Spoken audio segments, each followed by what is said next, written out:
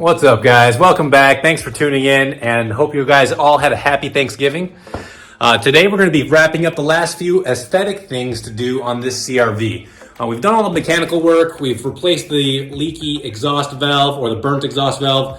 I actually ended up doing a timing belt, water pump, tensioner, and basically all of the under trimmings on this thing, just because while I was in there, it was one more thing I'd get done.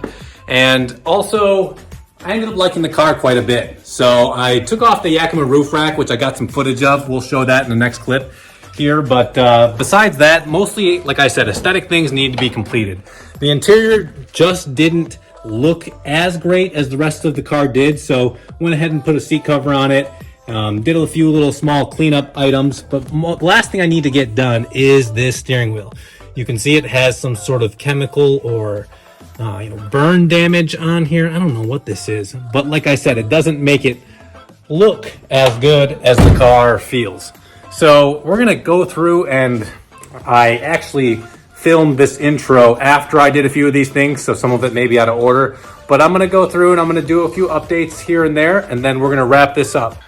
All right, and there we go. She actually gave me a little bit of a hard time getting her back on because once I got everything buttoned up, the ABS light actually came on, so I had to go underneath and plug in a little paper clip to the service connector, and I was able to delete it. There's plenty of videos online. All right, guys, so one more thing I had to get done while we were working on the CRV here is after I took it for a test drive, it actually had an ABS light.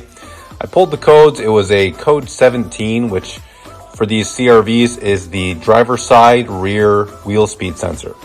Pull the wheel speed sensor off, and actually right before it gets to the connector, I had some broken wires, and so we ordered up another wheel speed sensor. Got that one, replacement one right here. Just, if anyone else is taking on this project, just so you know, these connectors can be very, very troublesome. In fact, this one gave me a really hard time, and you can see I actually ended up having to basically break the connector off of the rusted bracket that it's clamped onto. So just keep that in mind if you're going to take this on. Definitely have some patience, some long screwdrivers, and some pry tools to be able to get in there. So all right, I'm going to quickly get this one in here, and then we're going to reset that ABS light so we can get rid of it off the dash, and we'll be on our way for the last few things. Get this thing wrapped up, final details, and she will be ready to go.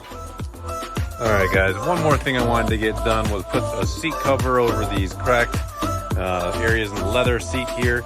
Everything else is really clean, so just really this cushion area is the problem area. Here we go.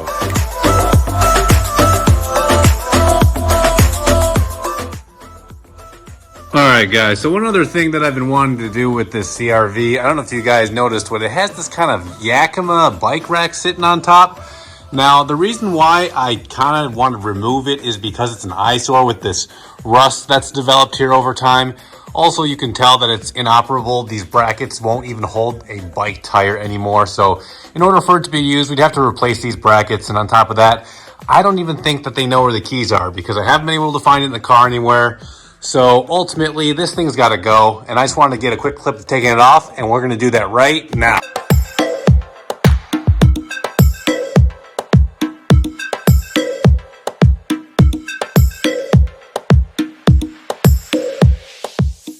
There we go.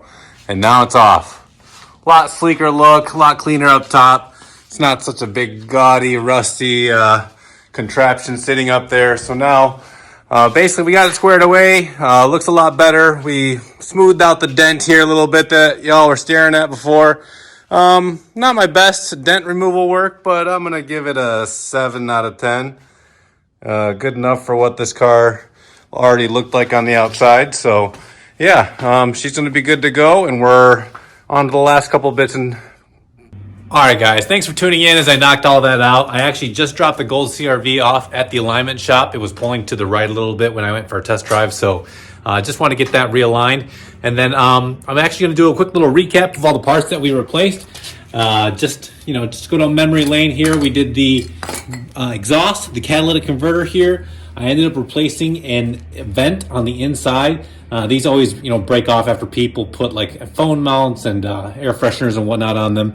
So I replaced one with a good vent. We did the ABS sensor to get rid of the ABS code. We did that nasty steering wheel replacement because this one was all cruddy and nasty. Ended up doing the timing belt, water pump tensioner, which timing belt's hanging up on the wall, but you get the idea. While I was in there, took some inventory of the leaks that we had. So we did the cam shaft seals as well as the front main seal or the crank seal. And then, as we talked about, we did the power steering leak, which was this hard line that needed to be replaced. And last but not least, the biggest, difficult, treacherous job of all, the exhaust valve is now replaced. So we're good to go. And that car is, like I said, at the alignment shop, and we're on to the next one. Stay tuned for the white CRV, the manual CRV. That one's coming back. I'm going to be doing tie rod ends, inner and outer, along with, I think maybe some door wiring harness soldering, and some issues with the locks need to be worked on. But yeah, stay tuned. Some more CRV content to come. Thanks a lot, and give me a thumbs up if you're liking the content.